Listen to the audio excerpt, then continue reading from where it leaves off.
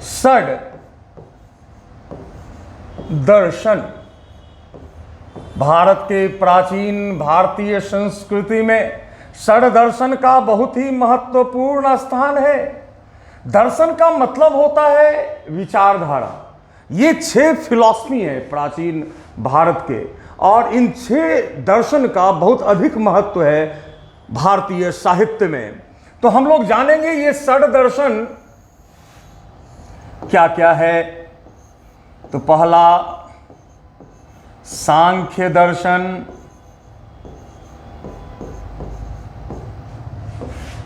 न्याय दर्शन,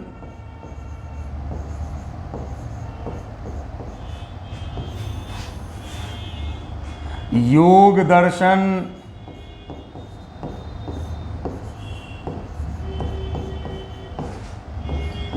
वैशेषिक दर्शन,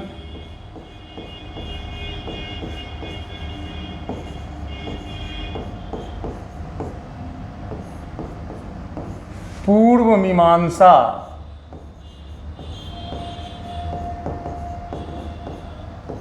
और उत्तर मीमांसा। जैसे वेदांग 6 हैं, उसी तरह दर्शन भी 6 हैं, षड दर्शन भी 6 हैं। नाम से ही स्पष्ट है, षड मतलब 6, दर्शन मतलब विचारधारा। ये हैं सांख्य दर्शन, न्याय दर्शन, योग दर्शन, वैशेषिक दर्शन, पूर्व मीमांसा और उत्तर मीमांसा। तो हम लोग अब दर्शन के बारे में जानेंगे, और सबसे पहले हम लोग सांख्य दर्शन के बारे में जानेंगे।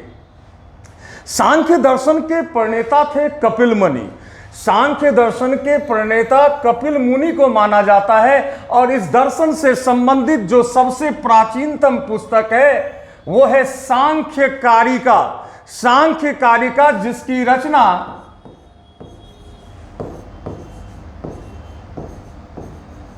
ईश्वर कृष्ण ने की है। सबसे प्राचीनतम पुस्तक सांख्य कारिका को माना जाता है, और सांख्य दर्शन में 25 तत्वों का भी विवरण दिया गया है, जिस कारण इसे फिलॉसफी ऑफ नंबर्स भी कहते हैं, फिलॉसफी ऑफ नंबर्स भी कहते हैं। और सांख्य दर्शन बहुत हद तक जैन दर्शन से साम्यता रखता है। जिस तरह जैन दर्शन में कहा गया है कि आत्मा कई आवरण से ढकी होती है, या आत्मा सिर्फ हम में और आप में नहीं बल्कि पेड़ पौधा, झरना, पहाड़, पर्वत, तो इस तरह का दर्शन जैन दर्शन में के तहत भी दिया गया है। और आत्मा में विश्वास करता है जैन दर्शन भी, और कई आत्माओं के कई स्वरूपों की बात करता है, अनेकात्मवाद की बात करता है, और कहता है कि आत्मा अनेक होती है और भिन्न भिन्न स्वरूपों में होती है। इसलिए सांख्य दर्शन जैन दर्शन के काफी निकट माना जाता है। और इसके कई सिद्धांत भी हैं, जैसे सत्कार्यवाद, प्रकृतिवाद, पुरुषवाद सांख्य दर्शन के सिद्धांत माने जाते हैं। तो सांख्य दर्शन एक इंपॉर्टेंट दर्शन है, और इसके प्रणेता कपिल मुनि। और आप लोगों ने जाना सांख्य दर्शन के बारे में। अब हम लोग जानेंगे योग दर्शन के बारे में। योग दर्शन, योग का मतलब ही होता है, योग का मतलब होता है मिलन। मिलन किसका? तो आत्मा का परमात्मा से मिलन। ये कैसे होगा? ये कैसे होगा? तो ये शरीर, इंद्रिय और मन को नियंत्रण करने से होगा। तो योग दर्शन में शरीर, इंद्रिय और मन को नियंत्रण करने की बात कही गई है। और इस दर्शन के प्रणेता जो थे वो थे पातंजलि। और पातंजलि के बारे में मैंने पिछले अभी तुरंत बताया भी है कि पातंजलि पुष्यमित्र शुंग के राज पुरोहित भी थे, और इन्होंने सब इस दर्शन के प्रणेता इन्हें ही माना जाता है। और इनकी जो पुस्तक है इस दर्शन से संबंधित प्राचीनतम पुस्तक वो है योग सूत्र, वो है योग सूत्र। अब हम देखेंगे नेक्स्ट दर्शन के बारे में, न्याय दर्शन। न्याय दर्शन, और इस दर्शन के प्रणेता हैं गौतम, जिन्होंने न्याय सूत्र की रचना की। गौतम को अक्षपाद के नाम से भी जाना जाता है। हो सकता है किसी एग्जामिनेशन में पूछे कि न्याय दर्शन के प्रणेता कौन है और ऑप्शन में गौतम ना हो, अक्षपाद हो, तो आप लोग जाने कि अक्षपाद गौतम का ही नाम था। और यह जो दर्शन है ना, इसमें ये कहता है कि सिर्फ कही सुनी बातों पर आप ध्यान मत दीजिए। आप रेनेसां जो पुनर्जागरण यूरोप की जो एक इम्पॉर्टेंट घटना थी जो 16वीं सदी में संपूर्ण यूरोप में फैला था, ये प्रक्रिया पहले शुरू हो गई थी लेकिन 16वीं सदी में लेकिन हमारे यहाँ प्राचीन काल में जो मिथ्या विचार है, जो रूढ़िवादी विचार है, उसके परित्याग की बात कही गई। कहा गया कि यूं ही आप किसी चीज़ को मत स्वीकार कीजिए बिना तर्क के, बिना एनालिसिस किए, बिना विश्लेषणात्मक ज्ञान लिए। किसी भी चीज़ को मान नहीं लेना है, मतलब उसके पीछे एक लॉजिक होना चाहिए, तर्क होना चाहिए, प्रामाणिकता होनी चाहिए, तब उस पर बात होगी। तो यही बात कहा गया है न्याय दर्शन में, जहां तर्क निर्णय या जिसको लॉजिक कहते हैं उस पर बल दिया गया है। बौद्धिक, विश्लेषणात्मक और तार्किक, ये तीन आधार पर ही किसी चीज का विश्लेषण हो सकता है।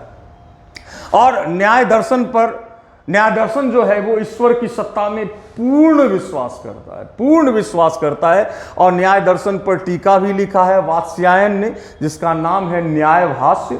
वात्स्यायन आगे गुप्त काल में ये थे और जिन्होंने काम सूत्र की भी रचना की थी, और इन्होंने लिखा था न्याय भाष्य, जो न्याय दर्शन पर लिखा गया टीका है। अब हम लोग देखेंगे नेक्स्ट दर्शन के बारे में, वैशेषिक दर्शन। ये बहुत इंपॉर्टेंट दर्शन है। इसके प्रणेता थे कनाद मुनि, जिनको काश्यप या उलूक कनाद भी हम लोग कहते हैं।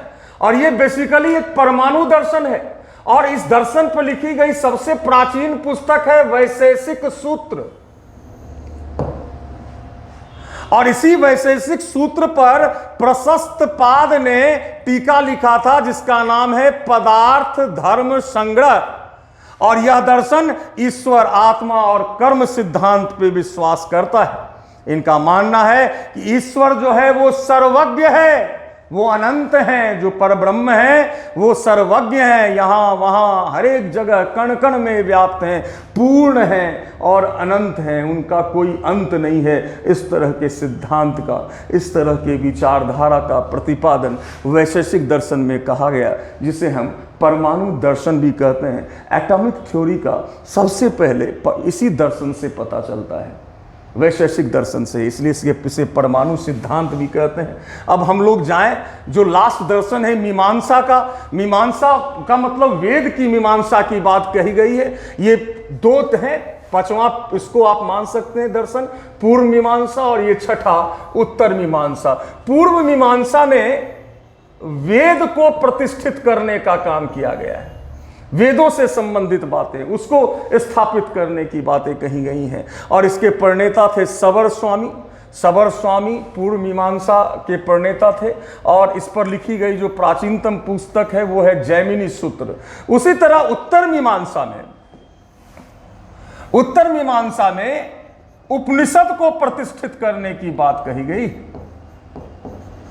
इसलिए इस दर्शन को हम वेदांत दर्शन भी कहते हैं।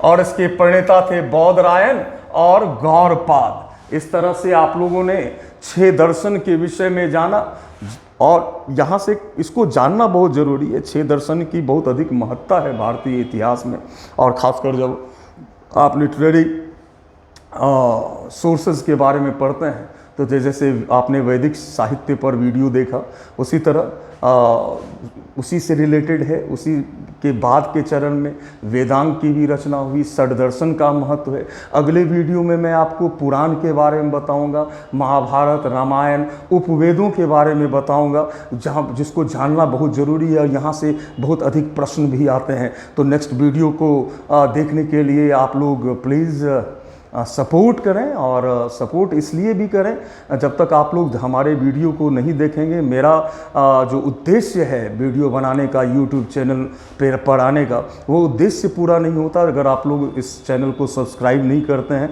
और जितने भी लोग जो दूरस्थ क्षेत्रों में भी रहते हैं वो भी इससे लाभ ले सकते हैं। आप कृपया चैनल को सब्सक्राइब करें और जो उसका बेल बटन है उसको भी दबाएँ, और साथ में लाइक भी करें। इससे प्रोत्साहन प्रोत्साहन मिलता है, और सर को भी तो प्रोत्साहन चाहिए, गुरु को भी प्रोत्साहन चाहिए। और आप लोगों के सफल भविष्य की कामना करते हुए इस वीडियो को मैं यहीं समाप्त करता हूँ। Best of luck to all of you. Thank you.